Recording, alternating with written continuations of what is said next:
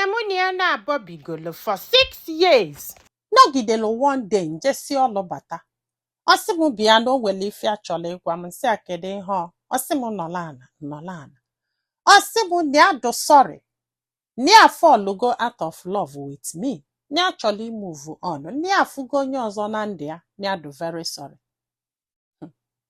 Ọ sị m nne ya echekwa na egwuregwu nwaanyị asị na ya do sorry that na ya chọrọzi ka ekwe n'ife ya melu gị na ya fọlụgo out of hey. Ọ sị m na mgbe nwaanyị abatala na fa nwee joint akaụntụ ebe fa na-etinye ego n'ife dị na akaụntụ afọ before nwaanyị a wee bido mkpaba agwa ya na suspect mana o nwere ife okwu bụ 50k. Ọ sị m nne na ya na-ekwuzi maka credit card ya o.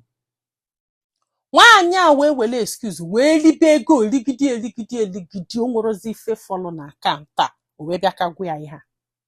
Ya wee sị a na ekwere o anyị ga-eje printita ego niile dị na joint akaụntụ a bifo wee sị na ị ga-apụ na a ga-printita ya ka amala onye yuzuru ya.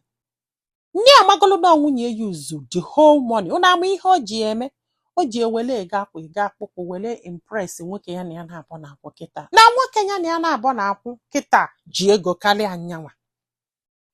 So nwunye wee jụ ha wee pụọ kọt wee kpebe ya wee sị ha na o nwere ihe a mee ya just jesi ọlụ bata ọ sị ya na ya fall out of love just like that.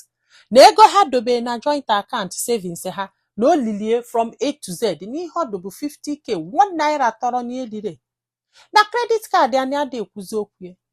Ya tago George si ya na credit card gị gbasara gị because no gị nwa nwee permission inye mmadụ gị credit card so na ada ekwu maka nke afọ. Akwa yọta na ebe unu na-abọ na use credit card ịchọda. Ọ sị m ekpegide George wee sị mba na ọ ma na lisie 50k nwa na nke a ama mme na ọ ga-enye nyanwa bụ nwoke 25k out of it. Ọ sị na enwekwa ego nya wee sị na ọ bụ na o nwere ego na before nya gbasa anya na that man chọrọ ịnụ ọ gwara ya maka ya o ji ego wee go ihe niile to impress this man na ọ ga-akwụ dị ụgwọ na ọ bụ na ọ kwụrụ dị ụgwọ na ekwere. Ọ sị m na ọkwa na-ekpebekwe o kpegide kpesie the man si yes na ya ga-akwụ dị ụgwọ na nsogbu adọrọ.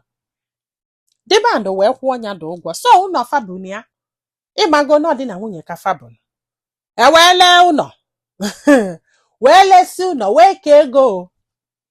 Ọ sị m ịgwakwa m eziokwu o na ọkwa nyanwa nwe ụlọ mgbe nyanwa batara nyanwa kwụbazia mortgage afọ ya ọtago na kibanụ nye 25k ya sị ha thank you. O wee jebezie nụbazia that guy ya nọrọ onwe ya jiri nwayọọ chọọla onwe ya wee wetakwa nwaanyị ọzọ ya na ya na-abọbi kịta.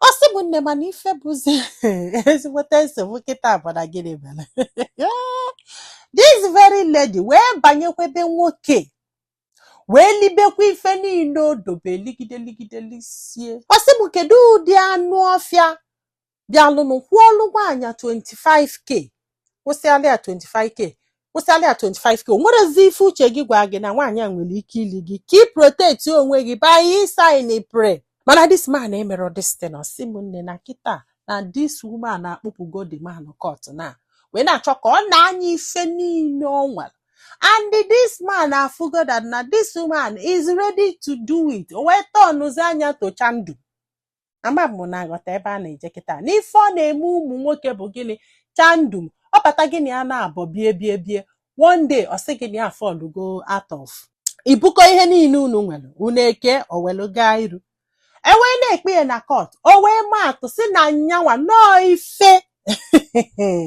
the wife mere nyanwa kịta ewesị anya kpata witness o wee bịa yọbịa sị biko ka abịa gbalịa witness na ya dosari ya jikwa wee napụ ya nwunye nke a jikwa wee mee nke a jikwa wee mee. Ọ sị m nne maka ọ na-akọ ihe na ọ bụ na ọ bụrụ n'obodo oyibo kafa nọ nye were ọkpọ wee tụwasịa this guy ọnụ ya na-enye ọkọgide kọsị anya sị ya na ya mara onye bụ na ya ma mmie.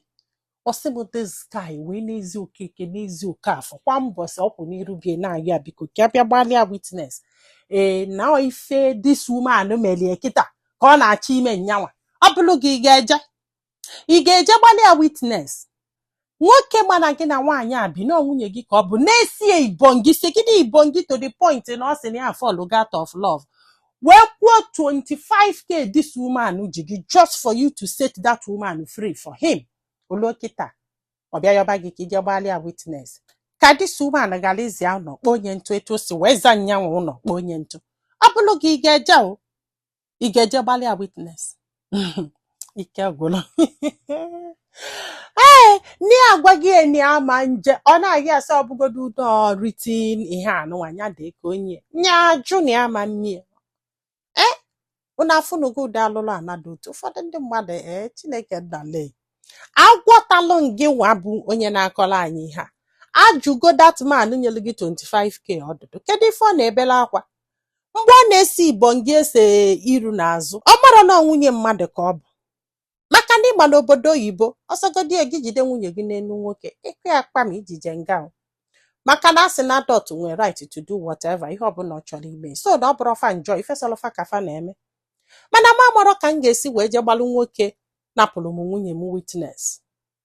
Amarọ m ka m ga-esi wee mie bọta bụ nọ ihe ị ga-emenwu bụkwa anụ na ọ bụrụ mana bọọlụ dị na ngada gị. Ndị be anyị daalụ nọ ka ọ dị n'ụbọchị ọzọ.